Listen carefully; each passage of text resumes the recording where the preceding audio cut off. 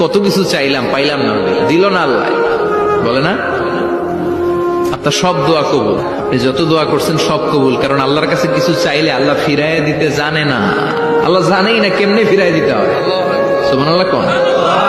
চাওয়া মাত্রই আল্লাহ বলে অ্যাকসেপ্টেড, যা কবুল, দিব দিব না, এইটা বলতে জানে না। আপনি চিন্তা করবেন না, কারণ ফাইন্না মাআল উসরি ইসরা, indeed with every hardship there is is. প্রত্যেক কষ্টের পরেই আনন্দ আছে না নাই? প্রত্যেক দুঃখের পরেই সুখ দিয়েছে কে? সুখ তো টাকায় কেনা যায় না, শান্তি টাকা দিয়ে হয় না, শান্তি দেওয়ার মালিক কে?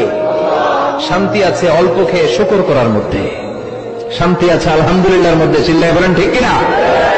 এজন্য অল্প খাবো, অল্প পড়বো, অল্প জামাবো, অল্পের ভেতরে বরকত দিয়েছে কে? তাহলে মানুষ যদি মানুষের মতো হয়, সে ফেরেশতাকে ছাড়িয়ে যায়। আর মানুষ যদি খারাপ হয়, সে পশুত্বকে হার মানায়। কারণ দেখবেন, একটা পশু তার সমগোত্রীয় পশুকে হত্যা করে না। ছাগল কোনোদিন ছাগলের মারে না। একটা সিংহ আর একটা সিংহকে নৃশংসভাবে হত্যা করে না।